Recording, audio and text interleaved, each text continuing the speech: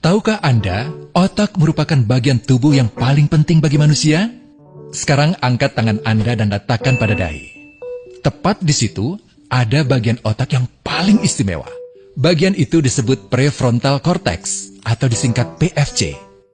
Menurut peneliti otak Jordan Grafman, PFC ini hanya ada pada otak manusia, sehingga membedakan kita dengan binatang. Bagian ini diciptakan dan dirancang khusus oleh Tuhan supaya manusia mampu memilih dan memiliki etika.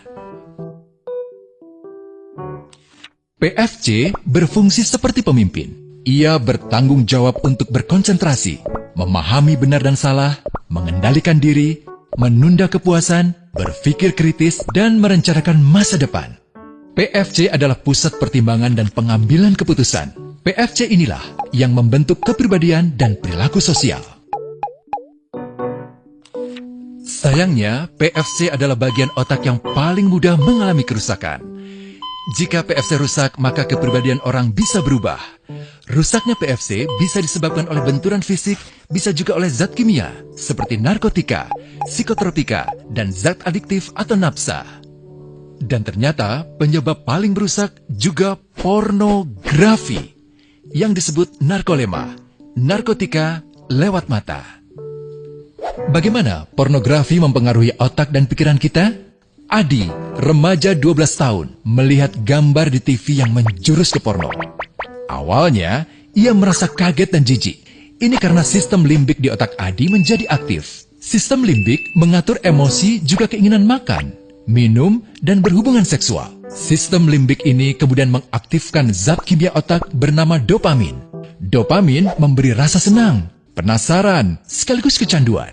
Zat ini juga aktif jika orang mengkonsumsi nafsa. Oleh karena itu, sifat candu pornografi sama dengan sifat candu nafsa.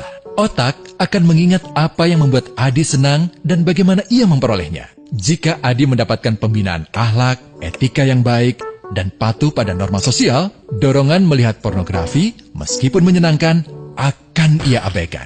Namun karena hal itu tidak ada pada diri Adi, ketika ia sedang merasa bosan dan ingin mencari kesenangan, otak akan mendorongnya agar melihat pornografi lagi. Namun lama-lama, Adi bosan melihat jenis gambar yang sama, dan butuh yang lebih porno untuk memicu rasa senang. Sekarang, dengan internet, pornografi menjadi jauh lebih mudah didapat.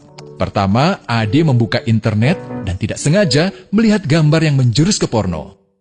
Berikutnya, ia sengaja membuka lagi untuk melihat yang lebih porno. Awalnya melihat yang sedikit terbuka, lama-lama semuanya terbuka. Awalnya melihat 1 menit, lama-lama 1 jam. Adi mengalami kecanduan pornografi. Bagaimana kerusakan PFC akibat kecanduan pornografi? Secara alamiah, dopamin dialirkan dari sistem limbik ke PFC. Orang yang kecanduan pornografi akan mengalirkan dopamin secara berlebihan sehingga membanjiri PFC. PFC menjadi tidak aktif karena terendam dopamin. Semakin sering PFC tidak aktif, ia akan semakin mengerut dan fungsinya terganggu. Sistem limbik justru akan berkembang semakin besar karena terus mengaktifkan dopamin, sehingga Adi cenderung untuk terus mencari kesenangan tanpa takut atas akibatnya. Jika tidak ditangani segera, Adi berpeluang besar menjadi pelanggan pornografi seumur hidup dan mengalami kerusakan otak di bagian PFC. Awalnya, ia akan kehilangan konsentrasi, penurunan kemampuan menimbang benar dan salah, serta berkurangnya kemampuan mengambil keputusan. Lama-lama, besar kemungkinan ia akan melakukan masturbasi, oral seks, hubungan seksual suka sama suka, dan mudah berganti-ganti pasangan seksual. Pernikahan dianggap tidak penting. Pasangan dianggap hanya sebagai objek seksual semata, cenderung merendahkan derajat dan kehormatan lawan jenis. Selera hubungan seksualnya pun tidak sehat dan seenaknya, kasar sampai tega memperkosa. Manusia jadi tidak ada bedanya dengan binatang. Inilah dampak yang terjadi akibat kerusakan PFC. Ahli bedah otak Donald Hilton Jr. mengatakan, jika difoto menggunakan alat magnetic resonance imaging, otak yang rusak akibat pornografi memperlihatkan hasil yang sama dengan otak yang rusak karena kecelakaan.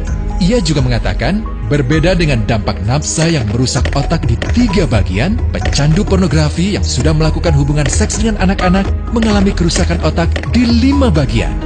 Terbukti, pornografi pada anak lebih bersifat merusak karena PFC belum matang dengan sempurna.